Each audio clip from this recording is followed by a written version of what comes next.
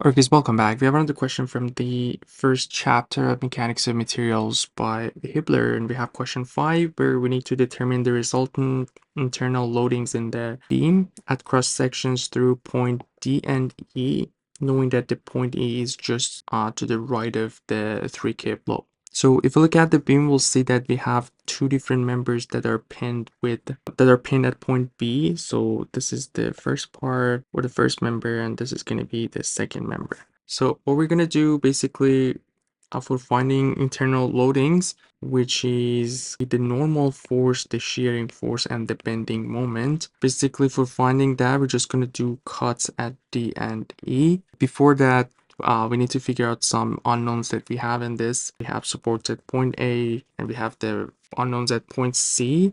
But what we're going to do, as I mentioned, we have this beam that are connected with the pin at point B. So let's start with the free body diagram of the yellow. And so for this member at point A, we have a normal force. We can call it A or AY. And let's just show our X and Y axis here. So let's just call this AY because we have a normal, we have a roller, we only have normal force. And at B, we have a pin, which means we need to consider two different forces, BX and BY. And we don't consider any moment at point B because it can rotate freely. So we just have to replace the distributed force that is applying on top.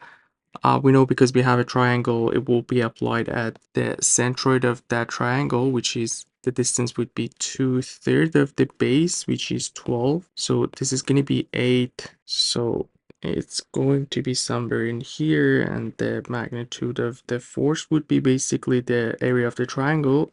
1.5 times the base is 12 divided by 2, which is going to be 9 kip. And yeah, that's pretty much everything for this member. And we are in equilibrium. We have three equations, three unknown. We should be able to find all these unknowns. So our first equation, sum of all forces in x equals 0. We can conclude that bx is 0.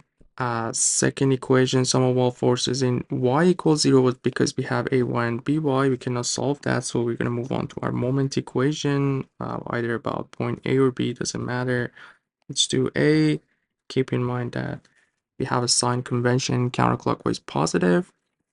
And as I mentioned, this will be 6 plus 6, 12 feet. And this distance is 8 feet. All right, so we have the moment of the 9 kip. And as we can see, the moment is clockwise, so negative 9 times 8. And we have the moment of by, which is counterclockwise, so plus by times 12. And this will be equal to 0, so by would be basically, this will be 72, and we can conclude that by is 6 kips.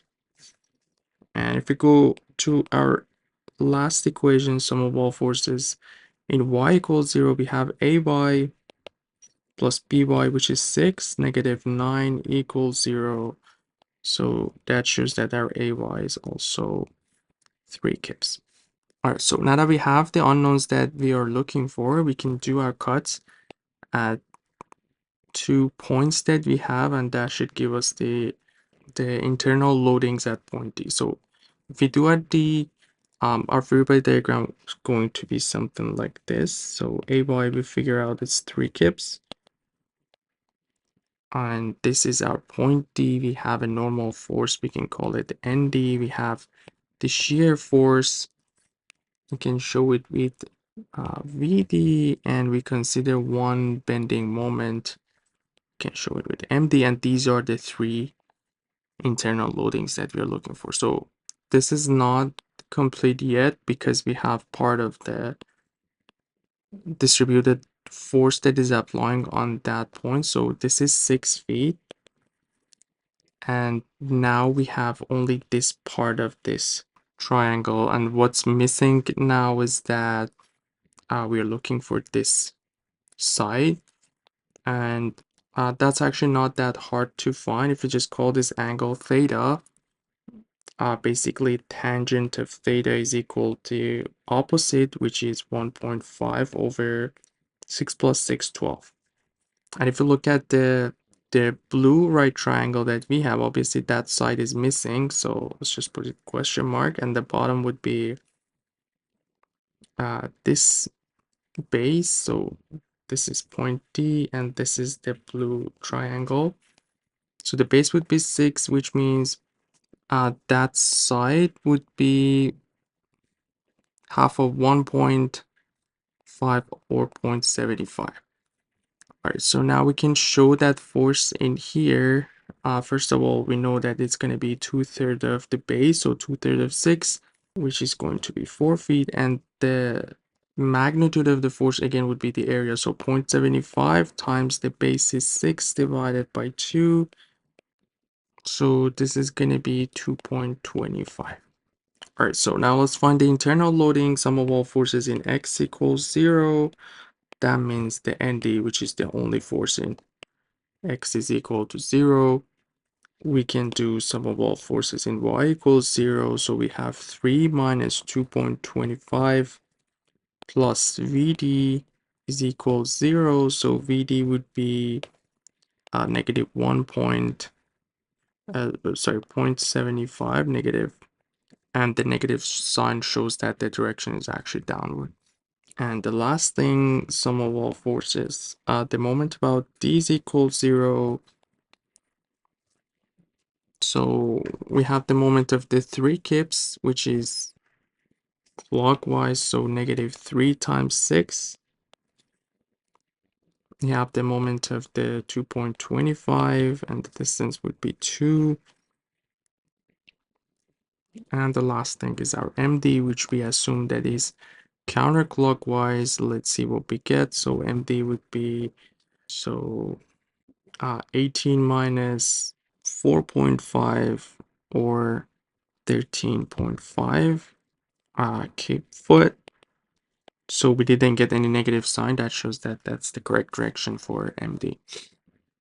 So that was the internal loadings for D, and now we need to move on to E. Very similar for E as well. We just have to this time consider this part of the beam.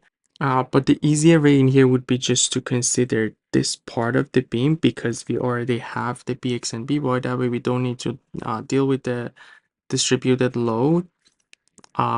Just keep in mind that these two forces has to be in the opposite direction because now we are looking for the reactions from the yellow beam to the blue part. So the free body diagram for the B would be something like this. Oh, obviously there is no BX, so that doesn't matter, but our BY would be downward, and we're going to consider NE, VE, and the moment of E. So we also have the 3 kips that is applying in here. So let's do sum of all forces in X. And obviously there is no X component, so the normal force would be 0. If we do sum of all forces in Y equals 0, we have BY, which was, we found BY in the previous step 6. So negative 6 plus VE, and we have negative 3 equals 0, so VE is 9 kips. We didn't get negative sign, so that's the correct direction, and sum of all moments about point E, sign convention counterclockwise positive, and this would be the length of the beam for this part is basically the 4 feet, so this is 4. So we have the moment of BY about E, which is counterclockwise, so positive. And we also have ME equals 0. That shows that this time our ME is 6 times 4, 24 kip foot. And the negative sign shows that the correct direction for ME is actually clockwise, not counterclockwise. But this negative sign shows everything, and yeah, that's pretty much everything. For this part, again, you can consider this part of the beam as well, but it's just gonna get longer. Also, you can consider the right side of this, but because the reactions at C are missing, we cannot go with the right side. So feel free to pick any section that you want, and obviously we pick the one that make things easier for us. Hope everything was clear. Let me know if you guys have any questions. You guys take care. I'll see you in the next video. Have a good one.